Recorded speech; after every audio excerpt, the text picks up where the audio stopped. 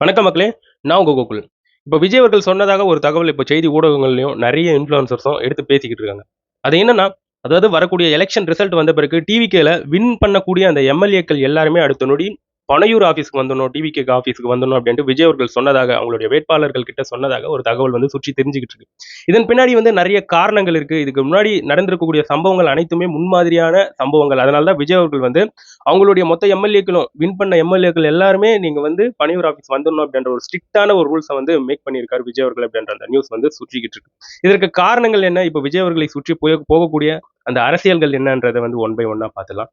முதல்ல விஜய் அவர்கள் வந்து இப்போ அவங்களுடைய 234 வேட்பாளர்கள் இருக்காங்க இல்லையா, தமிழ்நாட்டில் இருக்கக்கூடிய மொத்த தொகுதியில் இருக்கக்கூடிய வேட்பாளர்களை பனையூர் ஆஃபீஸில் வச்சு ஒரு மீட்டிங் வந்து போட்டு இருந்தாங்க அப்படின்ற ஒரு நியூஸ் வந்து சுற்றி தெரிஞ்சுக்கிட்டு இருக்கு. ஸோ அந்த ஒரு மீட்டிங்ல தான் விஜய் அவர்கள் இது போன்ற விஷயங்களை வந்து இனிஷியேட் பண்ணியிருப்பதாக இப்போ வந்து தகவல்கள் வந்து வந்த வண்ணம் இருக்குதுங்க. அதே சமயத்தில் விஜய் அவர்கள் வந்து அந்த மீட்டிங்ல வந்து நிறைய விஷயங்களை வந்து பேசியிருப்பதாகவும், அதே சமயத்தில் அந்த ஓட் கவுண்டிங் அப்போ அந்த ஓட் கவுண்டிங் பூத்துல வந்து ஜாக்கிரதையா இருக்கணும், எதிர்க்கட்சிகள் கூட சண்டைக்கு போகக்கூடாது, அதே சமயத்தில் உஷாரா இருக்கணும்.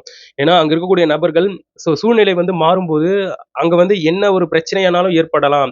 ஸோ டிவிக்கு வின் பண்ணுது அப்படின்னு தெரியும் போது அங்க இருக்கக்கூடிய எதிர்கட்சியை சார்ந்திருக்கக்கூடிய நபர்கள் வந்து ஸோ என்ன வேணா பண்ணலாம் இப்படின்னு சொல்லி நிறைய அவேர்னஸை வந்து கிரியேட் பண்ணியிருக்காரு அவங்களுடைய வேட்பாளர்களுக்கு மத்தியில். அதே சமயத்துல ஏன் விஜய் அவர்கள் வந்து அவங்களுடைய எம்எல்ஏக்களுக்கு வந்து இவ்வளவு ஸ்ட்ரிக்டான ஒரு ரூல்ஸ் வந்து போட்டுட்டு இருக்காரு? இது வந்து நியாயமா? ஏன் இந்த மாதிரி எல்லாம் ரொம்ப ஹார்டா நடந்துகிட்டு இருக்காரு அப்படின்ட்டு ஒரு பக்கம் வந்து பேச்சு போயிட்டு இருக்கு. ஏங்க இந்த இடத்துல வந்து எம்எல்ஏக்கள் என்பது ரொம்ப முக்கியமானவர்கள். இந்த இடத்துல வந்து ஒரு கட்சி பெரும்பான்மை பெற்று வின் பண்ணிச்சுன்னா எந்த ஒரு பிரச்சனையும் கிடையாது. ஆனா எந்த ஒரு கட்சியுமே பெரும்பான்மை படாம அவங்களுக்கு வந்து சில எம்எல்ஏக்கள் தேவைப்படும் அந்த டைம்ல வந்து என்ன பண்ணுவாங்கன்னா, ஜெயிச்சிருக்கக்கூடிய அந்த கட்சியில இருக்கக்கூடிய எம்எல்ஏக்கள் கிட்ட வந்து பேரம் பேசுவாங்க. அதை வந்து குதிரை பேரம்ன்ற மாரி சொல்லுவாங்க. ஸோ நீங்க வந்து ஒரு 10 பேர் வந்துட்டீங்கன்னா நம்ம வந்து ஆட்சி அமைச்சலாம், ஆளும் தரப்பாயிடலாம். அதனால நீங்க ஒரு 10 எம்எல்ஏக்கள் அந்த கட்சியில இருந்து இந்த கட்சிக்கு வாங்க அப்படின்ட்டு அந்த ஜெயிக்கக்கூடிய விளிம்புல இருக்கக்கூடிய அந்த கட்சி சில நபர்களை வந்து கூட்டு வந்து கூட சேர்த்துக்கிட்டா ஆட்சி அமைக்க முடியும் அப்படின்ற அந்த கட்சி வந்து இவ்வாறான குதிரை பேரங்களை வந்து பேசுவாங்க. அந்த சமயத்துல இந்த காசுக்காக சில எம்எல்ஏக்கள் வந்து விலை போயிடுவாங்க. ஸோ இதன் காரணமாக தான், இந்த பயத்தின் காரணமாக தான் விஜய் அவர்கள் வந்து எந்த ஒரு எம்எல்ஏ ஜெயிச்ச எம்எல்ஏவும் அடுத்த நொடிய பணியூர் ஆஃபீஸ்ல வந்து இருக்கணும் அப்படின்ற இந்த ரூல்ஸை வந்து மேக் பண்ணியிருக்காரு. இது வந்து விஜய் அவர்கள் வந்து பயத்தின் காரணமாக தான் பண்ணியிருக்காரு அப்படின்ட்டுலாம் கிடையாது. ஸோ இது வந்து ஒரு புரோட்டோகால். ஸோ அதன்படி தான் விஜய் அவர்கள் வந்து சொல்லியிருக்காரு அப்படின்ட்டு இப்போ நியூஸ் வந்த வண்ணம் இருந்துகிட்டு இருக்குங்க. அதே சமயத்தில் என்னப்பா இந்த மாதிரி ஜெயிச்ச எம்எல்ஏகள் டக்குன்னு படார்னு வேற ஒரு கட்சிக்கு ஜம்ப் பண்ணிடலாமா, கட்சி தாவல் பண்ணிடலாமா அப்படின்னு பார்க்கும்போது கிடையாது. இதுக்கு எலெக்ஷன் கமிஷன்லேருந்து சில ரூல்ஸ் எல்லாம் இருந்துகிட்டு இருக்கு. ஸோ அதாவது ஒரு கட்சியுடைய தலைமை முடிவெடுக்காம ஒரு எம்எல்ஏ வந்து அடுத்த கட்சிக்கு தாவறாங்கன்னா, ஜெயிச்ச எம்எல்ஏ வந்து தாவறாங்கன்னா, ஸோ கட்சி வந்து அந்த எம்எல்ஏ மேல வந்து நடவடிக்கை எடுக்க முடியும். இதனால அவங்களுடைய எம்எல்ஏ பதவியே பறிபோகும்.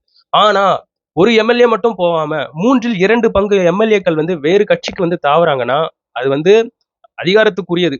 அதுல வந்து யாருமே எந்த ஒரு ஆக்ஷனும் எடுக்க முடியாது.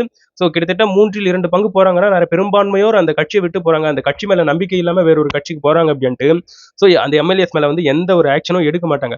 ஸோ இவ்வாறான ரூல்ஸ் அண்ட் ரெகுலேஷன்ஸ் வந்து இருந்துகிட்டு இருக்கு. அதை தாண்டி இன்னமும் சில பிரச்சனைகள் வருவதற்கான காரணங்கள், சாத்தியக்கூறுகள் என்னவா இருக்கும்னா, இந்த மாதிரி எந்த ஒரு கட்சியும் வின் பண்ணாம ஒரு கட்சி வந்து வெற்றியின் விளிம்பில் இருக்கக்கூடிய கட்சி வந்து சில எம்எல்ஏக்களை வந்து ஈர்க்கிறாங்கன்னா, ஸோ அவங்க கிட்ட வந்து குதிரை பேரம் பேசுவாங்க. நீங்க வந்து நம்ம பக்கம் வந்துட்டீங்கன்னா நம்ம ஆளுங்கட்சி ஆயிடுவோம். ஸோ அதனால சபாநாயகர் வந்து உங்களுடைய எம்எல்ஏ பதவி வந்து பறிக்க மாட்டாரு. நீங்க ஜஸ்ட் ஒரு 10 பேர் வந்தா போதும். ஸோ உங்களுக்கு நீங்க வந்து எம்எல்ஏ அப்படின்ற அந்த கெத்தான போஸ்டிங்ல வந்து நீங்க இருந்துக்கலாம். அதே சமயத்துல சில காசும் அவங்களுக்கு வந்து பரிமாறப்படும் அப்படின்ற மாதிரி சொல்லப்பட்டு வந்துகிட்டு இருக்கு. இவ்வாறான ஏகப்பட்ட ஆஃபர்ஸ் வந்து அவங்களுக்கு விடுவாங்க அப்படின்கின்ற இவ்வளோ ஸ்பெகுலேஷன்ஸ், இவ்வளோ விஷயங்கள் இருக்கிறதாலேயே விஜய் அவர்கள் வந்து அவங்களுடைய ஜெயிச்ச அந்த வேட்பாளர்களை வந்து பனையூருக்கு வந்து அழைக்கிறார் விஜய் அவர்கள் அப்படிங்கிற நியூஸ் வந்து போயிட்டு இருக்கு. இதற்கு எக்ஸாம்பிளாக சில கட்சியுடைய சம்பவங்கள் நடந்திருக்கு இல்லையா, அதெல்லாம் உதாரணமா வச்சு பேசிட்டு இருக்காங்க. உதாரணத்துக்கு அஇஅதிமுக கூவத்தூர்ல வந்து என்ன நடந்தது அந்த சமயத்துல.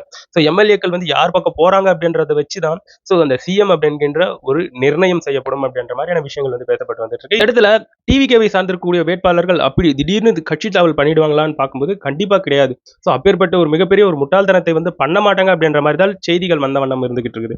ஏன்னா ஜெயிச்சிருக்கக்கூடிய வேட்பாளர்கள் முகம் யாருக்குமே, மக்களுக்கு யாருக்குமே பரிச்சயம் கிடையாது. முழுக்க முழுக்க விஜய் அப்படிங்கிற ஒரு பிராண்ட், அவருடைய ஃபேஸ் வேல்யூக்காக தான் இங்க நிறைய பேர் வந்து ஓட் போட்டிருக்காங்க.